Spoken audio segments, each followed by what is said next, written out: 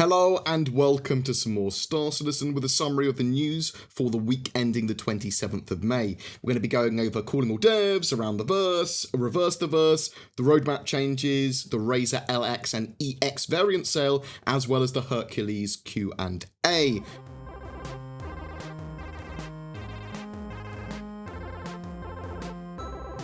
Calling All Devs on Monday talked about animations getting better. They will be less snappy and teleporty, and you're going to be able to do some animation cancelling if you're like picking up a box or getting into your cockpit. If you get too far away from the cockpit while you've interacted with it, you will stop doing that animation. You won't teleport to the cockpit and just jump in. Permadeath is still going to be a thing, but it's being fleshed out. Your new character will get the assets of the old character though. Quantum travel will have waypoints in the future, and navigating will be a role. VTOL thrusters are now important in the game, especially when in atmosphere. Around the Verse gave us a PU update, Persistent Universe update, showing off the quantum spline jumps, which enable you to travel to the opposite side of a moon currently with a single quantum jump, which will cut down travel times and make sure that you approach points of interest at a correct or sensible angle. It also allows you to do curved quantum jumps, which is going to be important in the future. Mining visuals made a lot of progress as well. Lots of trash biome and structures. The Hurston 3.3 update was shown, and there was a featurette on legacy armors, which we will be getting in 3.2, so that's at the end of June. It's modular now, that armor, and updated to be in line with the latest visual quality of the game. RTV, Reverse the Verse, continued to talk about the armor side from the kind of art perspective. There was a lot of maybes and that would be cool, but not too much tangible information. They did say that you're going to have a good level of customization with clothing and armor, so you will be able to have various colors to choose from armor sets and choose those colours individually per piece, so you will be able to have some form of uniform set for your org, for example. However, you won't be able to have very specific dialed in colours that you entirely choose or super customised pieces. It will be sort of like, this is a yellow and we have 3 types of yellow that you can choose from. Capes and scarves are currently linked to torso clothing and armour and might stay that way. The updated armours are very much more poly efficient, so hopefully we'll get some more performance out of that sort of stuff. Weapons and equipment are physicalised on your armour, so you will only be able to carry a reasonable amount of gear, and that will be based on what you're wearing, and they are making sure that you won't get any clipping in the future anyway. I still have clipping in 3.1.4 when it comes to guns being in my back, but apparently that won't be a thing. Obviously, fidelity. There is a huge range of armour and clothing that we may get in the game in the future. Don't rule anything out yet, basically. They talked about meat armour, they talked about wearing alien body parts and weird alien armors and stuff, so there's probably going to be a lot of different types, and some of that armor might have special abilities, or maybe not abilities, but augments or whatever, to give you more resistance to Gs or give you more resistance to cold and weather and stuff like that.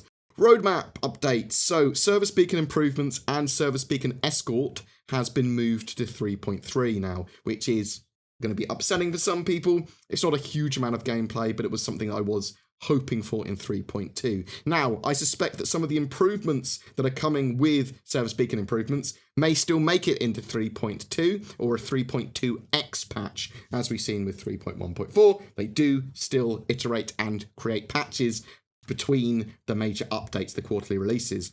The rest of the features are making progress, with many tasks being completed for manned turrets, economy polish, the group system, item kiosks, quantum travel improvements, but there's still a lot more to complete. This was hopefully the last items to slip from 3.2's initial release, which will be at the end of June, and I'm very much looking forward to 3.2. 3.3 obviously had the addition of service beacon improvements and escort. However, Hurston and Lawville have also seen many tasks completed too. We're going to see a lot of biomes, we're going to see a lot more moons and gameplay space, and new interesting areas to explore and land and buy things in with Lawville and Hurston. But other than that, there are no real major changes to the roadmap. I'll keep you updated every week. The Razor variant sale. So there's been a pair of new limited edition Razors for the in-law 50th anniversary of MISC. The Razor EX in black is outfitted with signature reducing materials.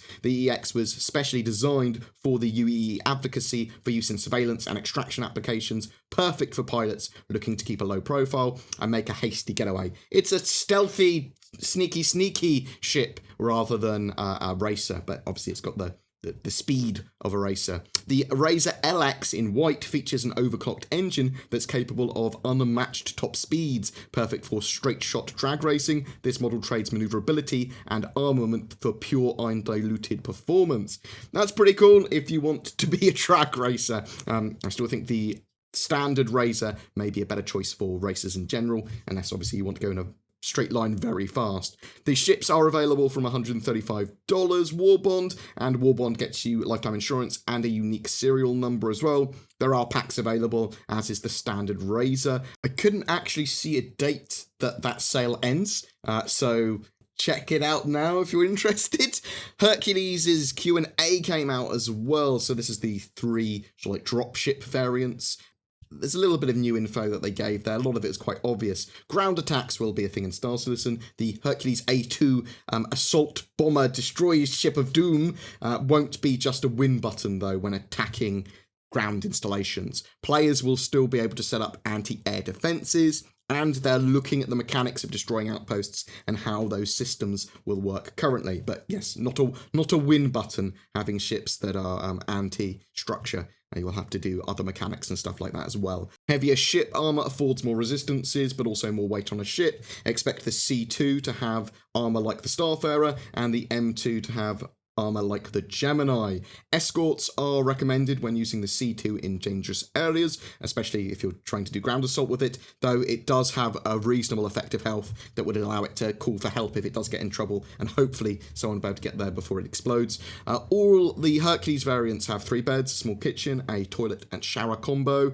The Hercules is accessible either through the ramps or via a small lift around the middle of the cargo bay. The Hercules A2 and future ground assault ships are planned to have gravity-assisted bombs. So there are going to be other ground assault ships and potentially atmospheric superiority ships and that sort of stuff. So they're looking as well at the potential for bombs to be available for some other ships, potentially like the Retaliator.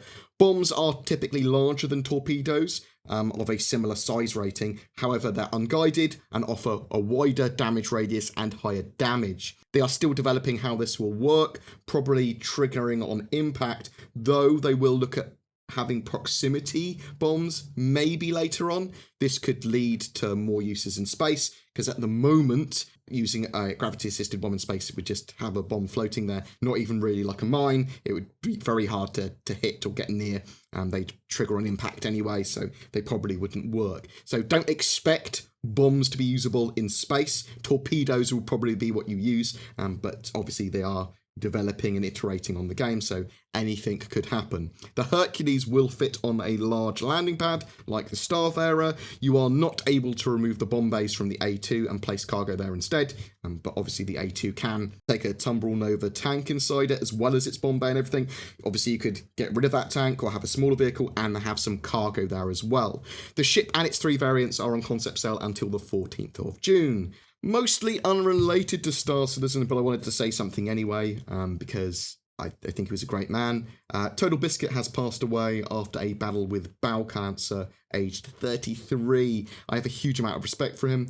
He was an amazing force in the YouTube and gaming community, and genuinely I think he's one of the greats for me. He approached his illness with grace and dignity much more than I ever could. He did one of the first ever videos I saw on Star Citizen as well in 2012, interviewing Chris Roberts. I will link that below. Every month we have a Star Citizen vehicle giveaway. This time it's for a Tonk and Turtle, the Tumbrel Nova and Anvil Terrapin, provided by our featured organisation, Talon's Outer Haven, a roleplay and exploration focused organisation that's individual member centric and like testing in the persistent universe. They have their own radio station too, and they're recruiting, so check out their org in the description below. But to be in for a chance of winning that pair of goodies, make sure that you are subscribed to my YouTube channel and then comment on any of my videos made during May. Each video gives you another chance to win. Also, I'm working with Shadow, which is a cloud-based subscription gaming PC service that gives you an alternative to upgrading, but also as a gaming PC anywhere.